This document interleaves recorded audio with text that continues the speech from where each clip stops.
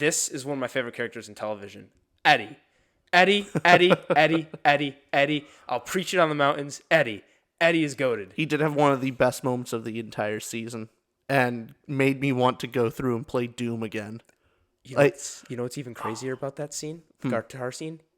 Makes sense. That was real. He played the guitar. Oh, did he? Yeah, the actual actor can play guitar that well, which makes it even more badass. I'm like,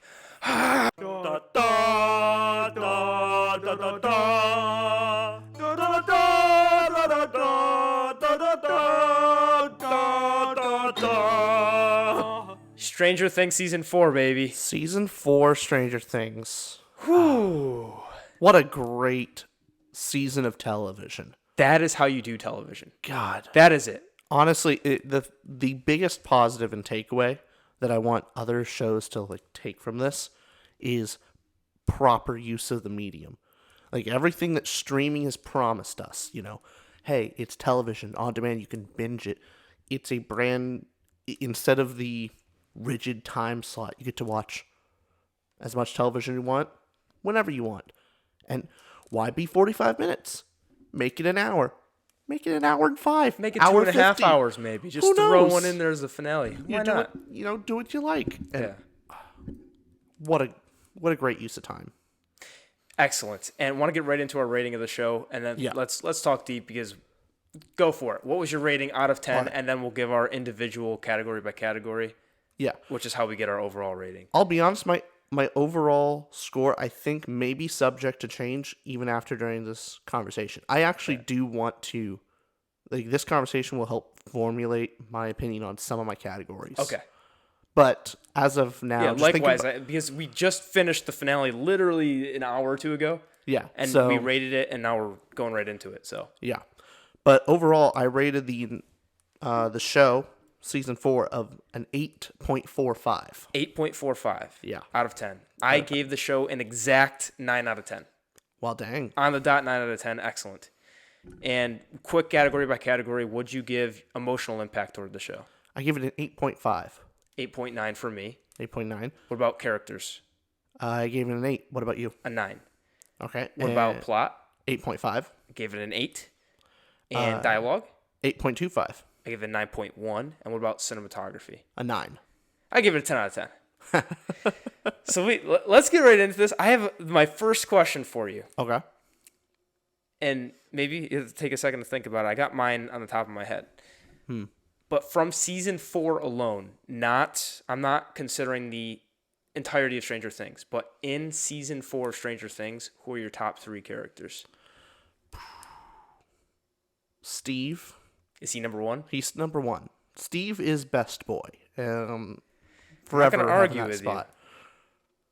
Steve, Joyce. Steve, Joyce. Oh, the third one's hard. It's so easy for me. Hopper? Okay. I think Hopper. Man, there's so many good ones. I'm gonna toss you these 3 real quick. But I love a bunch of them. Steve is number 3 for me because he's got to be in the top 3, But yeah, if we're talking overall Stranger Things, he's number 1. But this season specifically, I'm giving Steve as number 3. Number 2, I'm giving 11. I loved her performance. She was fantastic. Number 1, don't even argue with me. This is one of my favorite characters in television. Eddie. Eddie, Eddie, Eddie, Eddie, Eddie. I'll preach it on the mountains. Eddie. Eddie is goated. He did have one of the best moments of the entire season and made me want to go through and play Doom again. You know what's even crazier about that scene? The guitar scene? Makes sense. That was real. He played the guitar. Oh, did he? Yeah, the actual actor can play guitar that well, which makes it even more badass. I'm like, One, I just have to think how great creatively that they were able to put a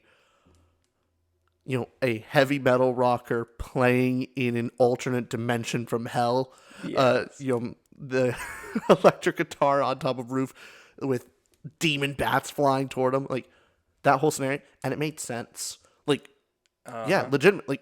How else are you supposed to get their attention? Play some loud music, get their attention to drive them to you. Yep. It's just excellent. Works. It's excellent. I love, and Eddie, now here, a carryover from our last episode of Kenobi.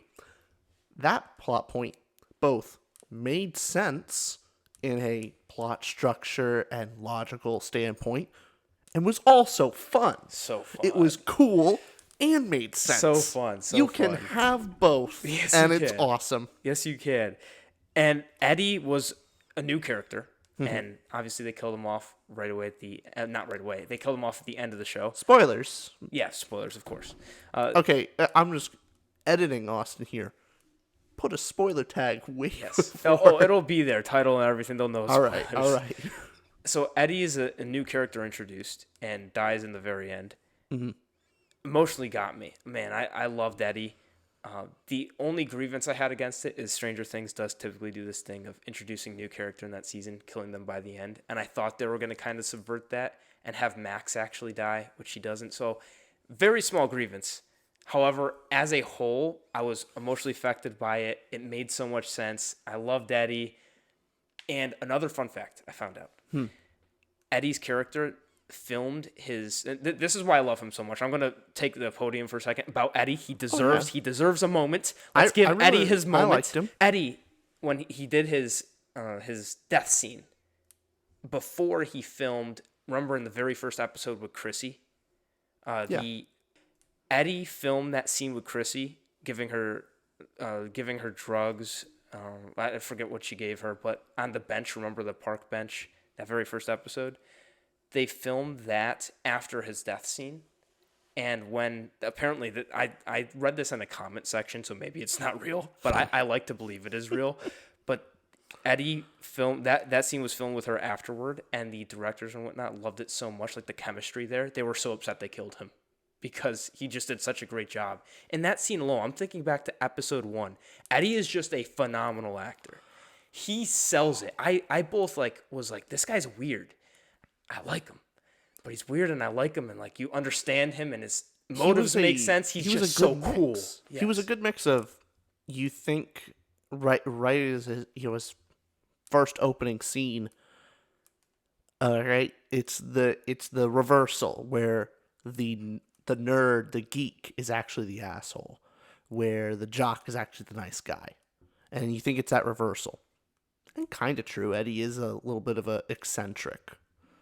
But he's also has some genuine heart. He's a really good guy beneath it all, and a lot of his bravado comes from insecurity, like a lot of people. Yep. So I really like that aspect. So, but I know in the beginning they had very little of him. He was a very small part of the role, and I liked it. They used him just enough. I'm glad they didn't put him throw him off the deep end. Now he's part of the crew immediately, you know? Well, who in the crew really stood out to you this season? I gotta say Max is most improved. Oh, yeah. Most improved. Yeah. I remember season 3 with Max being there. I guess she was okay, but just kind of she was generally just mean. I understand now from season 4 the context, right. It's kind of like her defense mechanism. I get that.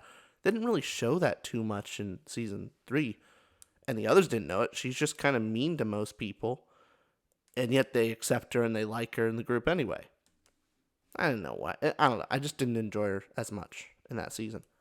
This season, damn, man, she really pulling on the heartstrings there. Not only her, Max did a phenomenal job, and I think a lot of that from the previous seasons. I still liked her character a lot. A lot of that was dealing with depression, though. It was a form. She was severely depressed, and when Billy died, just catapulted even further into despair. So Max did a great job. She's an MVP, and on top of Max, I got my little cheat sheet character so I can. Okay. Sadie Sink. Sadie Sink, a phenomenal job, Sadie Sink, and another phenomenal job by Lucas. Lucas, when Max died, for a minute when she died, but when Max died, Lucas's acting, I was awestruck. Well, also he's been shafted for 3 seasons of just being the side character. He's there. He doesn't get to do anything for 3 whole seasons. And now he gets his time to shine. he had his own arc going through. Like, they gave him plenty of screen time. He was greatly used. Loved Lucas.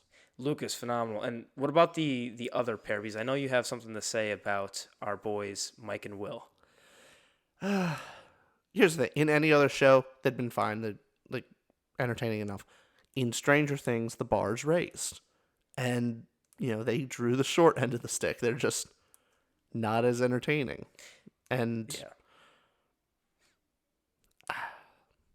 so I like Will more than I like Mike. I think Mike is really the dullest character out of all of them. And I don't buy the whole, like, oh, you're the heart of this group. And that's when Will's saying, like, you're important, you're the heart that keeps us together. Honestly, Mike's the one causing a lot of the emotional problems with it. Like, he's the one that's being kind of distant to his friends. He causes a lot of the problems with his friends. Out of he's the not gang, you care about him the least. Yeah. And I agree with you. Yeah, Mike seems the least fleshed out, especially this season. Did you get that feeling? Yeah, definitely. And Will, ever since... he had something to do with season 2, but, like, season 3 and season 4, he's not had much to do. Jonathan also this season, like, basically did nothing.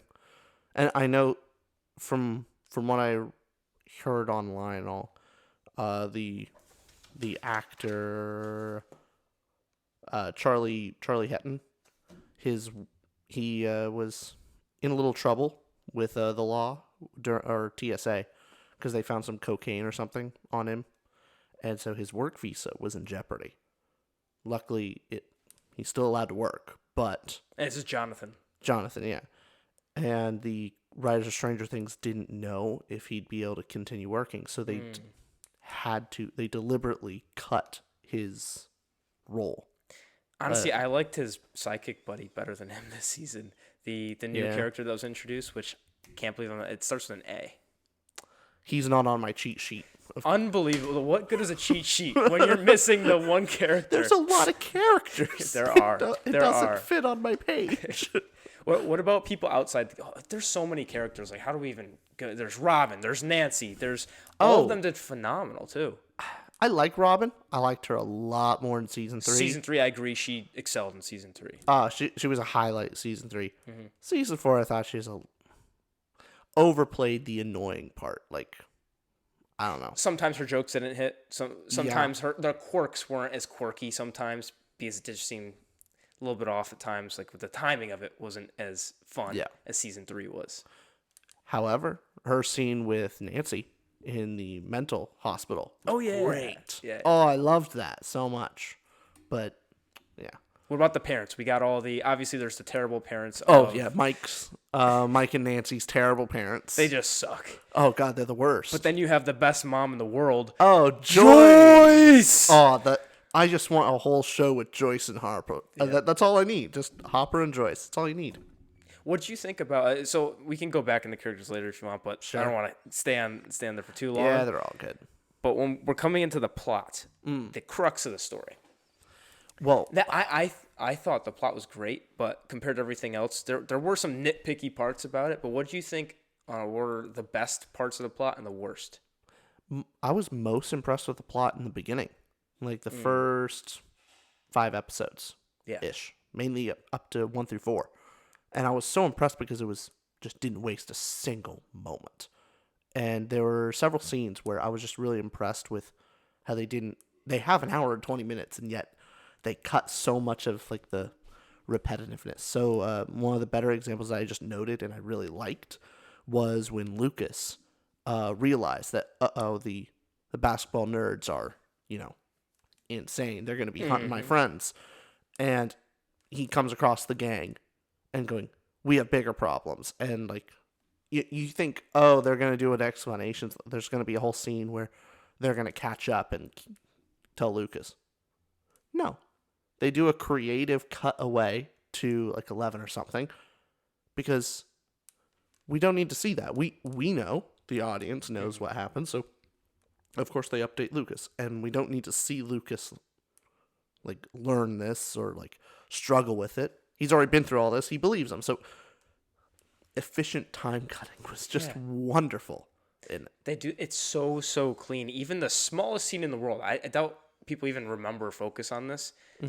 But it just showed the amount of detail they put into writing the script was when Joyce and Murray were going off to Russia and in some hotel or something, and the scene we get is her calling home and hearing it ringing, going, it must be something's going on there, but doesn't think too much about it because, you know, it could be whatever. But just the simple fact of showing, Joyce, that's her character. Like, she is very concerned about her children. She wouldn't just not call them and just go off to Russia. So they're making sure that the characters are so consistent to what they do. It's so relieving to just... Well, also the reason why the military has basically pulled the phone line and all that. So there's a genuine reason behind it. Yep. Great. And what did you think about Elle's whole plot line with her going to Papa and that whole scene of events? A breath of fresh air, because Elle, or 11, season 2 and 3, like, went down. Like, season 1 was so interesting of that combination of naivete because of how she's grown up. So she's very childlike and yet also very dangerous. And so she's such an interesting character because she's both innocent and also seen some horrific things. Yes. Very entertaining to see. And also just the added in magic and danger that she can rip off your head in like that. Yep. And then season 2 and 3, she just kind of becomes a bratty teen, which, I mean, fair enough. It's just, sure, just not as interesting. Where now season 4, you're back to like her discovering her past. Her powers are gone, which she was getting pretty OP. Which raises the stakes for the whole gang as well. Way more. And also,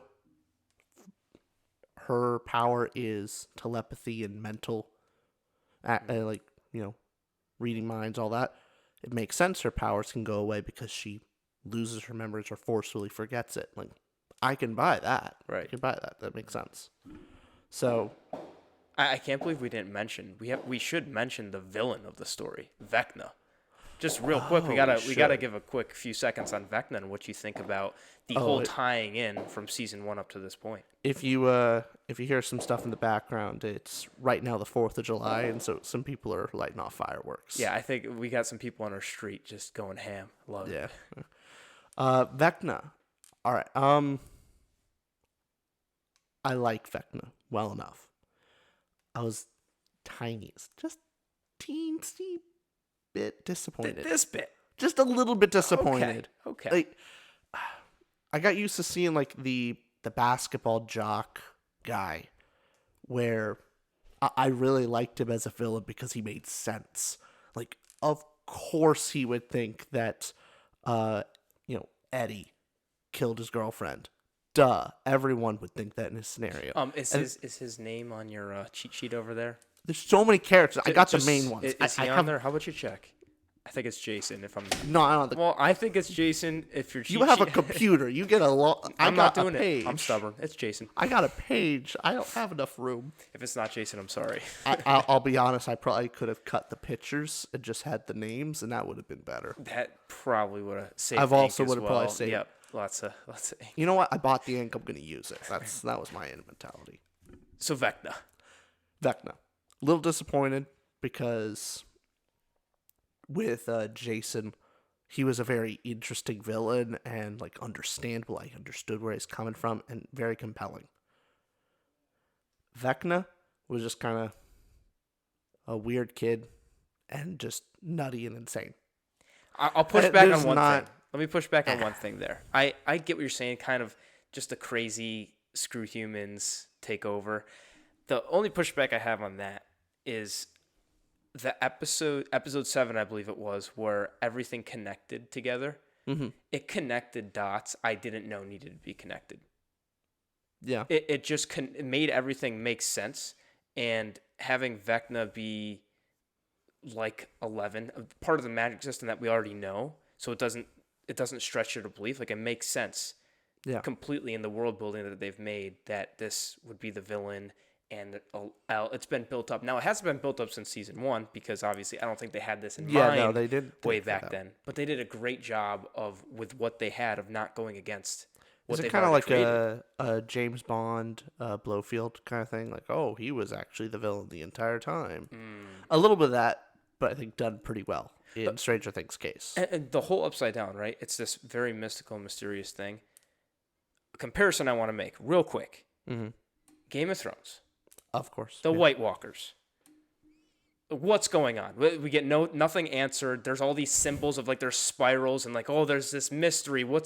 This is so intriguing. Season 8's gonna give us this deep, make sense, connect lines. I'm gonna hold you because you've gotten yourself derailed on Game of Thrones before to the point you missed our exit. So you took us on like a 20-minute delay to get to the restaurant because you got distracted with Game of Thrones season 8. I will stop there. So, anyways, A rant for another time. no, that's all the rant is. It's that about Game of Thrones, and then comparing that to Stranger Things, where the Upside Down is this like weird mystical place. Yeah. They didn't have to explain it. I wasn't even asking for it. I was like, okay, this place exists, and I wasn't looking for the connections that they made so specifically that made sense. Did they really explain it though? Like what it exists? Like why? Oh no, I'm saying the connection to it, like how you get from the Upside Down to here, the portal between the worlds. Now it's still mysterious. We don't know, it's a part of the world building, but it makes sense why Elle opened up the portal and with her power sent Vecna, who was the original number 1, into this. So it still leaves mystery while also answering questions. Well, also leaves the question of where she sent Vecna did not look like the Upside Down. No. It looked different. It was a different place in Upside Down, I think. Maybe. Was it a different place or a different dimension? Who knows? I like that mystery. Because, I mean, when I first saw it, like, there's none of the vines, there's none of that dark, like, the color scheme was completely different. The lightning was yellow, it was the whole rocky, it did not look like the Upside Down. It looks very different. But you see the Demdog, so maybe, like, my whole thought was, like, the Upside Down maybe Vecna brought the creatures and all that to the Upside Down and, like, created his own world or something. I don't know. I'm interested. I think season 5 is probably going to be the last season. I'd imagine. I would think so. It seems like it's built up. It left us off on I don't know if you could get a season 6 out of this. Yeah, and if they do, I'd be nervous because it seems like this has one more fantastic run into it. And I'll say this on the side.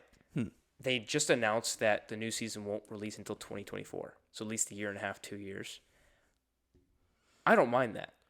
Yeah. If it takes you, like this season 4 took them an extra year to make, and we got this.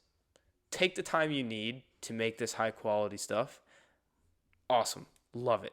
Oh, yeah. I think it's worth it to wait another year, 6 months, 2 years even, if you're going to get something that's like 10 times better than what you would have gotten originally. Completely agree. Now, I had a question for you on the plot. Yes. What was your thoughts on the Hopper plotline of the story? Hopper plotline, up until the last episode, really, I thought it was really interesting. I liked it, and I loved seeing what it did to Hopper's character. Hopper is just awesome, and I was sad we didn't get to see him with everybody because I loved that in the previous seasons. Mm-hmm. But seeing Hopper out there alone and how he's going to get out of this, and I love the plot line with Joyce, and Murray's hilarious, and his karate, and it was a lot of fun. And I was seeing where it would build up to. It didn't feel like in the finale that it meant a ton to the plot. Sure, they had to kill those beasts, the mind flayers, or whatever they're called. They had to kill them, and it would kind of hurt Vecna a bit. They did what they did. I was fine with it, but I wasn't super wowed. Which again, it's Stranger Things, and the bar is high. I actually agree with you. I think that's one of the aspects of I had fun the entire time, and I enjoy the plot line. Like, it was fun, but after it's over, it's like, yeah, it wasn't completely. It didn't tie in. It didn't tie in with the rest of the plot really well. Like, it's there. Yes, it's tied together, but was it super important? No. Could have been cut? Yes, like Now, if this was a plotline Kenobi, it would have been the greatest thing in the plot by far. yeah, by We far. just use every episode since our Kenobi drop to just destroy the show. Oh god, okay. I just gotta say, Yeah. there's sometimes like when the video on Everything Everywhere All at Once, where some of the comments made me think like, yeah, I'm probably wrong about a couple of things, and it About made your me review change of my everything everywhere all yeah, at once. like it made me change my mind a little bit on some aspects of it. Kenobi, it just emboldens me more. Like I just feel more confident in my decisions. Like, oh god. Well, so far with the Stranger Things season 4, is there? Do you think you're rating about 8.45, 8.5 is what you gave it? 8.45. You think that's about right? 8.45. Do you feel comfortable with that rating? Yeah, I mean, the highs are very high. However, there's some genuine like could use some real improvement. Like I really didn't like Mike. Like almost the entire time. I don't think I really liked any scene of his. Will, I was mostly bored by except the final episode. He has a kind of monologue or a scene with his brother. Or the scene in the second to last episode what he had with Mike and his monologue there. Great acting out of him. So Phenomenal. Great acting. But importance to the story and my interest in the drama, not that much. So, I mean, it's a lot. Yeah. That's a lot that it's like But at the kind of a same drag. time, out of 20 plus amazing characters, and you have that. Come on. Yeah, but it's a third. Like, there's 3 plot lines, and a third of it I was kind of there's more than bored. 3. There's quite The a bit. Hopper stuff. Yeah, there's Russia. Are you there's including Hopper. Joyce there? Yeah. In that plot line? There's the Russia plot line. There's the Hawkins plot line, and then there's the Russia plot. You're putting there's Hawkins the as one. California one. Yeah. Okay, I'm separating them as like Eleven's got her thing going on. They're in the bus trying to get her through that journey. Like there's separate things going on. Obviously, you have all the kids together, but I see what you're saying. If you lump that together, you can lump it in many different ways. However, scenes like let's just talk iconic scenes real quick of your favorite scenes in this show because it's kind of endless. Oh, yeah, you go down the list. I would have said before the last episode that it was Max escaping Vecna Via Kate Bush. Oh yeah, great. However, I just gotta say, Jesus. Are you talking the metal? Eddie, yeah. Eddie playing Doom on in the Upside Down as the demon bats start coming in was just so cool. Oh. I loved it. That was so awesome. So cool. And what about the scene? It's such a small scene as well, but the end of episode 6, I believe it was, where everyone jumps after Steve. Nancy goes in. Robin goes in. Eddie, you see his hesitation. Then he goes in. Love that. It's such a simple thing. Just makes your heartstring just... Ugh. Oh, honestly, the scene right out, like the pickup to episode 7, where they're taking out the demon bats and trying to beat them off of Steve. What a great looking fight! Yeah. Not only was it cool looking, but it also felt believable. Like they were struggling. It wasn't like the problem with a superhero movie sometimes is it's the problem and also the fun part is it's unrealistic. So they're punching a guy and the guy goes flying kind of thing, and they're superhuman. This one, they're not. They're kids, and so they're having to fight off, but it looked cool and it looked believable. Steve rips a bat in half. Yeah, like Steve beats it over the head where Nancy is getting she's getting skilled and she's like stabbing it. So it would look weird if Nancy picked it up and it's just like beating it on the ground like that. But no, she's able to hack it off with a piece of wood and all this. It all looked believable and it was very entertaining. Very, very entertaining. I got to give a shout out here, and I need to hear why you gave it a 9 and out of 10 on your cinematography. That's a fair point. Listen right now. Mm-hmm. People in the world that are tuning into this take. This is not only cinematography, we're including sound, visuals, directing style. That's what we include in our rating of this. Sounds unequivocally were just perfect. The 80s soundtracks, they made Kate Bush #1 on iTunes within 60 hours of the release. But Kate Bush, the Journey song at the end of episode 7.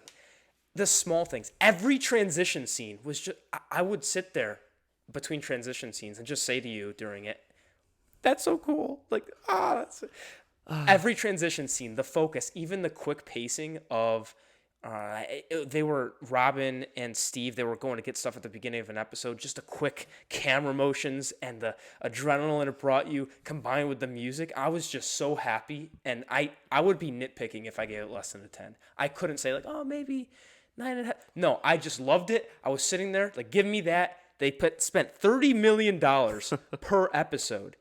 This broke records of Game of Thrones had the previous record of $15 million per episode. They spent a movie budget on this, $270 million total, and they did their work. They did their job. Cinematography on point, on fire. Tell me why you disagree. I give Lord of the Rings the 10. And I give 12 Angry Men a 10. Don't pull the Lord of the Rings card on me. You know I give that a 10 too. No, I am being manipulative. Oh, don't do that to me. I'll be honest. You could very easily convince me to up that score. Okay, like I could very see that. I'm probably lowballing it. I can't give it lower than a 10. Like lower than a 9. Like 9 is on the low end. 9's the bar, the bottom. Yeah, of no, the bar. I'll admit to that because the music, the sound, a lot of the action, it is very, very well done, especially for like a TV show. And stunning. Yes, I personally haven't seen better on television. Personally, and I haven't seen a ton of TV shows, so it's not like I'm talking from, I haven't seen a lot of popular ones as well. I've just not seen it done better. Fair enough. You know what? Just because for you, I'll raise it to a 9.5. We got him. I'll put it to a 9. We got him. All right. Awesome. Hey, get the marker. Yep. Get it out. You convinced me. I'm gonna lower it to a 9 now. We flop our opinions. 9.5. There we go. Yes. Just for you. That's all I wanted to do. The rest of it, you can do whatever you want. I was so impressed by it, and beyond that, emotionally, how invested were you in the story? Just emotionally, how did you feel about it? I was far more invested in the beginning than the end, but I was still very invested in the end. Mm-hmm. I did start to lose a little steam on the last episode. Just a bit. I don't know why, because like it's very good. Yeah. It is very good, but it was. The finale is good. It is real good. It's really good, but for some reason, I still like episode 4 and episode 6. I think are better than the finale. And 7, yeah. Even 8, maybe. 8 too. Like I liked several episodes better than the finale, but that's not to say the finale is bad, right? You're just saying that relative to how much you enjoyed the rest of the show. Yeah, but I think I mentioned it before, but I will say one of the best things with cinematography is the editing process of cutting. Like I just can't believe the time management with this show. They had so many different plot lines to juggle, and they were able to fit it all together. Like, there's plenty of shows that have, an hour or movies that are just like clearly way too long, and they needed to cut a lot of stuff, or they didn't have enough time, and they would blame it. Oh, we didn't have enough time, and so it feels rushed. No excuse. You can do it. You can do it right. Yeah, Netflix says, "Here's the money." That's it. Yeah, and that's also, my most impressive thing. A scene that I want to mention as well: the entire scene in SUZIE's house, how that's filmed. Oh yeah, and the plot line. That was enjoyable. Both the plot and how it's filmed was so enjoyable. I do want more of SUZIE. She's awesome. She's fun. So great, and the quick camera motions of going from kids to kids, and how fun that must have been to film. Yeah, it looked fun. And on top of that, the plot point was so cool as well. Like the plan of getting the dad downstairs, utilizing all the kids that we saw and was built up. The Chekhov's gun of this kid does this, and that's how the dad gets distracted.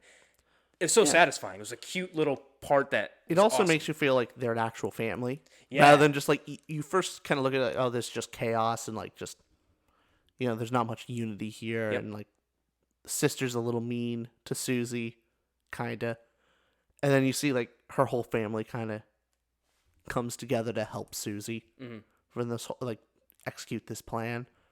shows they actually do care for each other and like a real family moment. Right. I like that. That's real sweet. Awesome. So, Is there any scene at all that you'd say you genuinely disliked? Does anything come to mind where you went, that was a genuinely bad, or I didn't appreciate that type of scene? something with Mike, probably. Just all of Mike. My boy Mike's just out here trying to have a good life. He has nothing going for him. I don't know. I just don't. 11 can do better. She could do way better. I mean, he said that himself. He's right. He's completely Mike, right. give up. It's over. Give up. Give up or get better. Damn. Like, oh, God, I hate it. Not hated. Because he's a child. It's fine. But on the roller skating scene. The roller rink, you know what? that was weird. You got a point. Yeah. Yeah, it just... For a show that does such a good job of navigating tropes, subverting them, or if you're not subverting them, just doing them really well. Mm-hmm. The California bullies. Angela, right? Yeah, a bit over the top. It was a bit much. And just think, would have worked in a different show or something. Like it just felt so weird in Stranger Things. Yeah, it also didn't really not work. It was like, okay, I Yeah. get that they're getting that across, but just a little bit of almost lost some believability. It's like, no one's that mean. I'd hope. Well, not. also they choreographed like circling around her. Yeah. Ha ha ha. I'm like, But it seemed, Really? it was definitely purposeful too, so I didn't really mind it. But I see what you mean. I was more not. look, I wasn't impressed. You asked me for nitpicking. That's you asked me like, oh, what scene You're did right. you not enjoy? You're right. I guessed that one. I know. And for the most part, the thing that I didn't enjoy about that was Mike. They're all making fun of her, being mean to her, and Mike sees his girlfriend out on the ring, out on the ring, and just instead of going to her and helping her, he goes to the DJ, tries to get him to stop the music. I'm like, go to your girlfriend, and then his girlfriend, Elle, hits the girl in the nose, rightfully so. She deserved a good bonk on the nose. And Mike's like, what did you do? Oh, what's wrong with you? Like, help her. Stop being... Part of it was Stop being a he bad can't rollerblade that well. They showed, so it's like they made. You know what? I asked you to nitpick. You nitpicked. Fine, whatever. It's Take fine. the shoes off. It's fine. Lower your cinematography back to 9. Whatever. The main point is I don't like Mike. That's it. Yeah, that's fair. Okay. Will could do better. Will could also do better. My Why do you like Mike? Can I list a grievance or two? This is I gave it a 9. Sure. Hey, It's we're excellent. going over our Just nitpicks and our grievances. Okay, Yeah. small grievances. Yeah. With Will, the fact that he was in the Upside Down before, I thought they could have done a lot more with him. That could have been interesting throughout the plot to make that whole thing more interesting too and connected to the story earlier. Would have been awesome. Plus, you see that at the very end, the last episode, where he said he feels The most tingle, connected to yeah. Vecna. And he just says it after Mike asks, like, maybe that's a thing that was could have been weird. mentioned earlier and we could have been really interested in, would add to the mystery. That's something that they really could Yeah, utilize. you would think he would say that to the whole group of like, Yeah. hey, I'm in Hawkins now, and yeah, Vecna ain't dead. Yeah. You would think he would say that. You think so. And then additionally to that is some of the tropes were a little bit too tropey with, like you mentioned, the roller skating part was a little too tropey. And also with the finale, the kind of last good, the Nancy and Steve and Elle and Will and Hopper and Joyce, like to all of them, they had those scenes together before the big battle where they're, except for Joyce and Hopper did kiss, but Will and Elle about to kiss, pizza comes, or like Nancy and Steve about to kiss, or just getting really close and intimate, and then Robin comes and interrupts them. Like that kind of boom, then interruptions. Like I can predict it every time. Not the biggest deal in the world. It's fine, but it was a little too much. Here's the thing: it's not the fact that they're tropey, because Stranger Things is full of them. Oh, tropes are also fine. Yeah, I said that incorrectly. You're right. Yeah, it's Stranger Things does such a great job of being creative with tropes. That's what I've enjoyed so much about it, because Eddie is a trope. Yeah. He's yes. He's the at first the stoner geek loser guy is in the heavy metal. He's not that bright, but a trope, but there's so much more to him. Yeah. The basketball jock, he's a trope, but there's so much more to him and understanding. Right. Like, that is what I love, how much creativity goes into these tropes with Yes. strangers. It takes the tropes and goes deeper. Yep. And that's so enjoyable. Where the California mean girl is trope, but not much deeper and just Right. not It's very when the creative. trope is trite. And when the trope becomes cliche, whether you don't add anything new to it, that's when it becomes kind of boring.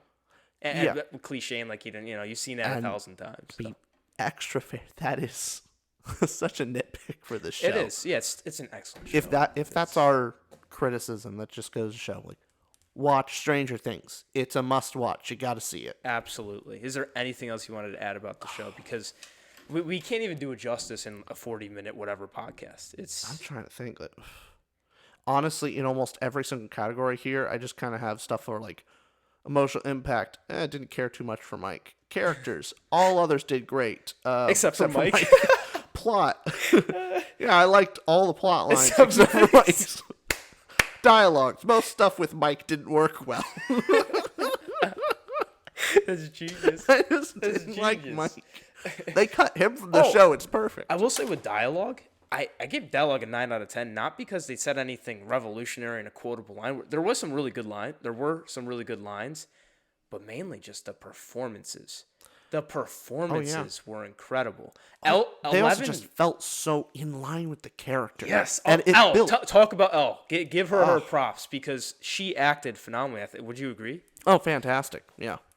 There was... I'm trying... She has to play that line of... especially in the beginning of the season, of she's been through some awful stuff, and she's been around for what, maybe a year or two? With people now? Longer than that, yeah. But not that much longer. I thought it's been several years. Yeah. I didn't think Since so. season 1, yeah. Oh, since season Yeah. 1? But, yeah, it makes sense why she's still socially stunted. Yeah. It makes sense, but she's socially stunted and innocent, but also is aware of all these horrors. So, like, her penchant for violence is, higher. So walking that line was very impressive to see. Yes. And very enjoyable. I mean, in season 1, Winona Ryder Joyce was by far the best in the show, acting-wise. As an actress, she just did... Bar none. Yeah. Oh, she made season 1 for me. She was so great. Completely agree. And this season, she's still great. They didn't have her as integral to like the main plot in Hawkins. Yeah. So she didn't shine as much, and the kids really took over with...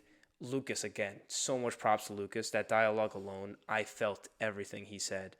Eddie, every scene with Eddie. Even that, I mentioned it already, but that episode 1 scene with Chrissy, that chemistry, I don't know what that scene did to me, but I felt like I knew Eddie in and out just from that scene alone. Just awesome job. And also, of course, his death scene with him and Dustin. You have... Oh my God. I know it's out of left field, but like, completely dropped the ball on Dustin. I love Dustin's character. I love him more. He's so great. Prove that you love him. How do I not express your love? Oh my God! It just everything about him is so. Like, you want to talk about like the heart of the group? It's Dustin.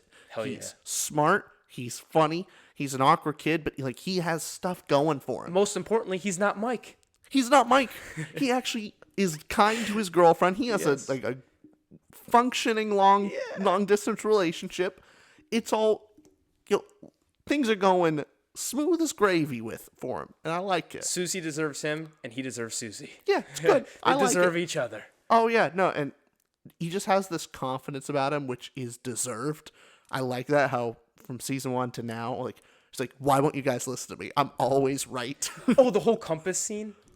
I love that. Oh yeah, in episode 6, like, finding out that there was a portal, and also part of the dialogue, the whole Mordor. You remember that Mordor exchange between like Steve didn't know what Mordor was, Eddie and Dustin did. That's what I love. That's the kind of vibes and feelings and funny. Oh yeah, there's great dynamics between all of them. So 80s references galore. Love that. Yeah. Man, just honestly. I don't want to go back, but I just can't believe that this had the same budget as Kenobi. Apparently, they're now saying it's a bit lower. Bull. But it's close enough to where, they're saying Kenobi had like a $15 million in episode budget. Oh, I don't buy it. Initially, the reports were $25 million. But I'm with you. I hated the show. I hated Kenobi so much that. Oh God, it's a travesty. Like, no, you have Disney money. You can hire good writers. It's not. If Stranger Things can do it, and then so can you, Kenobi. You have Disney money. Hire some decent writers. Plan out your show. Like, just like go. Hey, let's have like a 10-year plan of like where we want stuff to go, and hey, these characters are going to be here, and we want these kind of arcs. Something. Have a plan. But no. Hey, let's just throw member berries at the screen and hope it works. And then throw money at it and burn it. Let's burn this money. We have $15 million. Set 5 on fire. Why not? So dedicate 2 minutes at the end of every podcast. You know how much money that they had? You know how much money that that Stranger Things had to actually pay for the music rights? You know, they had to pay for those iconic songs. You know what Disney had to pay for on music? Their own songs. Nothing. Their own songs. They own those. They own those songs. Do they own those now? Is that official? They have all the Disney songs. They have all the Disney IP. Okay. They don't need to pay for that. They get to use all the iconic stuff, and they don't pay for it. It's been 2 to Ramble, everybody. It's we're been a rambling. great episode.